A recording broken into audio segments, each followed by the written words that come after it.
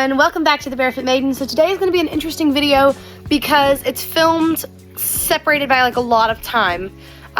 So we started this amazing project back here that I'm going to show you in a minute, and then I got sick and my voice was messed up for a little while. It's not all that fantastic this morning, but then I was waiting to finish a few things, and we got our fence project back here started, which I will also show you today. So with all of that, I filmed as we went, but I knew I was gonna like come back and show you some of the stuff that we got done. So what the project is, and you are gonna see also a sneak peek to something that will show up in a shopping haul in the near future. It is this beautiful patio. We now have a huge patio on, this side. And then there's also more patio back there. And we also, if you can hear, we have another little surprise hiding back here. And then we also have our fence put up back here, which I will also show you. So anyways, I'm gonna show you some of the footage that I filmed while we were working on this. So we're gonna go to that real quick.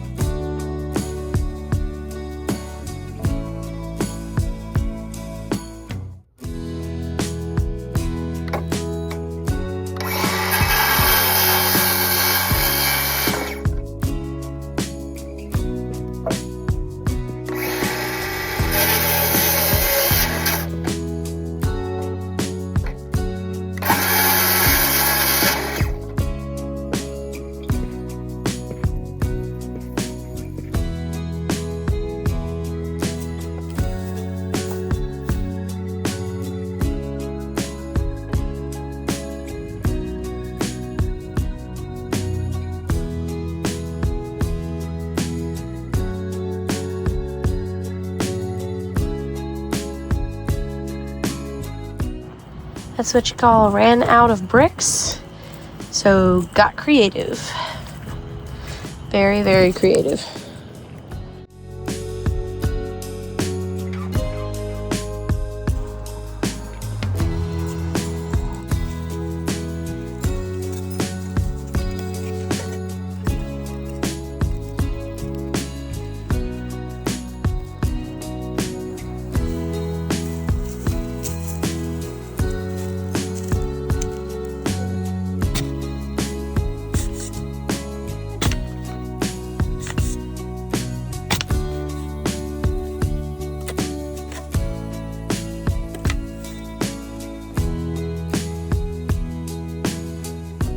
Alrighty, so we are mostly done here. Got a lot of work done. As you can see, don't have the plumbing quite worked out yet. We have a bigger pump on its way, so that'll pump a little bit better. But I have the rocks around the base. We have water in it. I have the mountain ready. I've covered it in dirt and rocks so that it turns into a full mountain. Hopefully grass will start growing through. I am going to plant a little bush right there to hide the cords, and then I have to clean up all of this and get this out of the way.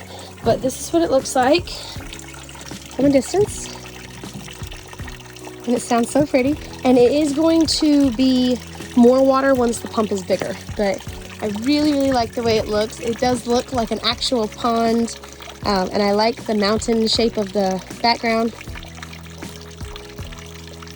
It's really cool. You can even see it from inside, which is really, really cool. All right, ran to PetSmart in Panama and grabbed 10 of the large goldfish. So we're gonna put them in this bucket with some of the water from the pond and let it mix, and then we'll put them in the pond.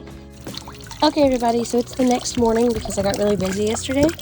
But there are the fishies, and they're in their pond. I only can count 9, but I'm not positive I put 10 in there. They may have miscounted that, but I think I'm only counting 9 because there's like 3, 6, 9 total. I can't find a 10th one, like anywhere, but they're very happy in their little pond. I've had to adjust the water like 5 or 6 times now because the wind keeps blowing it all out of the pond. As you can see, these rocks are soaking wet because it keeps splashing it out when the wind blows, like it is doing right now. Yeah, look, the wind is blowing it. So I've tried different speeds, but so far the fish look really happy, so let's go get them some food.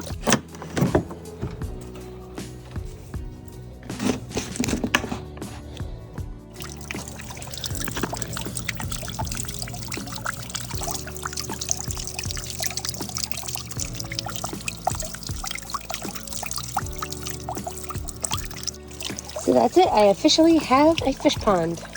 Alright, so that was kind of a grand overview. Had a couple of videos where I was explaining what was going on.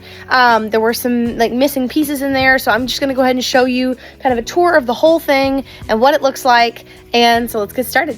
Okay, so this is the patio. For reference, this is what it looks like walking up from like the Blackstone and garden area, walking up this way. So we now have this patio here with this different kinds of stone. This stone, I loved this one. I wanted this one at the front of it, but we ran out of this. So we moved to this, and then we ran out of this. So we patched together our own out of like some scrap stone we found and a bunch of dirt. And so we ended up making the last piece is just kind of scrap. And then over here in this other corner, I need to deal with the ants there, but the patio is now extended out here. Before it was like just this strip here. And then we also added a walkway down the side of that. And now everything's just kind of more rearranged with our new patio on this side. And I like the way that it opens up this corner. And then as you can see, we have a couple of table and chairs, which I said before will be showing up in a shopping haul in the near future. But for right now, we're gonna focus on the pond. This thing was my pet project. I have wanted a pond for so long, and this one just came together so perfectly, so perfectly. So this is a 25-gallon tank surrounded by rocks, and then this is our little mountain here that we built. It's where the piping for the waterfall is hidden all throughout. These are just cinder blocks all the way through here, mounded with dirt and then covered in rocks, so that as you can see right here, we have stuff growing through already. So as the grass grows up, it will grow up through the rocks and kind of cement everything. I absolutely adore this. Turned out exactly like I wanted it to. So let me show you what it looks like backed up here. So this is what it looks like here. And we are in the process of cleaning off that area. Like those tubs are gonna move, those are gonna be cut down, so there won't be anything down the side of this. And I am going to put, oh, there's a cat. Hi, cat. I am gonna put a flower box here, and we planted some grass there, so hopefully that will grow up and kind of cover that cord. But also, inside of my little pond is the pump for the waterfall, and also this little hut. And let's look at what's underneath the hut, shall we? Lift up the stone. Oh, look, it's a bunch of little fishies. I have 7 fish. We got them from PetSmart. They are the large goldfish variety, and they were really cheap, about 49 cents. And I love them so much. They're so cute. And now a project that's currently in the works for that. We went to the river the other day, and I pulled up some of these like river plants, these wild river plants. And they're in a bucket of water right now to stay alive. But I'm gonna take a little black plastic planter, cut it in half so it's the right height, put 1 rock in the bottom of it and a bunch of dirt, and then plant these. And then I'm gonna sit it on top of their little house so that it will like grow and we'll have little wild plants there. And then I am also going to buy a fake lily pad and attach it to the wires of that so that it just like covers the pump with a little lily pad. But I happen to absolutely adore my little pond, and I think it looks really good. This whole area just honestly came together so perfectly. But we have another addition that will be, I was hoping it was going to be filmed in this video, but it's going to have to come out in a different one. But we are going to have a fence where you see this green line here. There's all the wood for it. I've been cutting it out of pallets. And it's going to go all the way around there and all the way around there. So we are gonna have a little backyard fence, and I'm gonna have it like planted in flowers. That is gonna be done eventually. I was hoping it was gonna be done now, but not quite yet. But on the subject of fences, let's head and look at the big fence. So I didn't really film a lot about the preparation for this fence. Just never got around to it. But we now have a pasture fence. As you can see, it starts down there and it comes all the way down here. This is the gate. Then it continues there and it goes all the way to the back, all the way, and then meets down here. So we are actually gonna walk this because I don't think I've ever shown y'all like the actual size of our land. So I am gonna show you that. But I just figured I would show you kind of up close of how pretty the fence looks. It's really, really nice when you first drive in. So we're gonna walk in this gate here. Okay, so inside the gate, we're gonna just kind of walk the fence line, and I'm just gonna show you kind of what it looks like. So this is the front corner. Now eventually the game plan is to have a giant pole barn here. Well, I say giant, bigger than like that little shed. But we're gonna have a pole barn here, and the front, like this front half of it will be stalls for animals, and then the back half of it will be parking for equipment and also my husband's kind of workshop area. So a he shed, if you will. So this is the fence coming along here. This is on our property line all the way around. Eventually we are going to fence in the rest of the yard with the same kind of fence, but we just didn't have the finances for that right now, and honestly it was not that important. So we just focused on what was the most important, which was getting the fence of the pasture done so that we can get some goats and start, you know, bringing our little homestead back to life. I used to have a milk cow. I don't know if I've ever talked about that on here before, but I used to have a dairy cow. I got it for my 16th birthday, and I milked that thing every morning and evening for I think 2.5 years, almost 3 years. And we ended up selling her. She actually lives in that pasture right there. We sold her to our neighbors. So she lives in that pasture. She's gonna be a mama cow for them for years. Her name was Tariel, after the character in the Hobbit movies. And so yeah, I just want to kind of bring that back a little bit, but not all the way. I'm not thinking dairy cow right now. This acre is just too small for that, but we are going to do goats and maybe a mini cow one day, and I would love a pony. And yeah, so just starting that a little bit. We are going to get goats kind of fast. We're going to go ahead and get a little shelter up and get goats going. So this area right here, I will show you a little bit closer, but it's so densely packed in trees. It's going to need to be cleaned out pretty good. But this is the fence line we just walked down. This is where we are. We're standing in the far corner. This is the far corner of the property, and the fence goes that way, and it also goes that way. And so we're gonna walk down this side now. Okay, so I had a cow, like I said before. My brother actually had goats. We got 3 female goats. They all had twins. Well, one had triplets, but we lost one of them. So they all had 2 babies. So it was 9 goats in like 5 months. And they were a lovely little herd. They lived with my cow. And I honestly, having like the chicks right now, the baby chicks, and having the chickens and the fish I have to feed every morning, I miss my kind of homestead life. I miss that a lot. And so I love the cats, I love the dogs, but I also miss like an animal that depends on you for like its food and its shelter every day, and like letting it out and stuff like that. So I am really, really excited about the potential of getting more animals like that. So definitely excited about that. So these are the corners. They're not quite finished yet, but this is what the pasture kind of looks like from this angle of the yard. We walked down this fence line. Now we're going to walk down this fence line just a little bit, and then I'm going to show you kind of what the trees look like up close. So this is the fence line that goes by the road, and we're coming up on the driveway in a minute. So these are the trees. Hey, kitty, kitty. These are the trees, and this is just how close they are together. Kind of hard to walk in them sometimes, but the ones deeper inside are actually closer together. I'm gonna show you what those look like in a minute. These are just overgrown. They've been left to self-seed, and honestly, they need to be thinned out really bad. But like I said, the brush is bad, so we're gonna get goats to kind of help fix that, because the brush between the trees is really bad.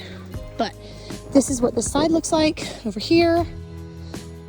I mainly like it because the dogs can't get out. We've had a lot of trouble with them recently. They've been running away, and they'll be gone for like a couple hours sometimes, and I've been having to like hunt them down, and that's been really difficult.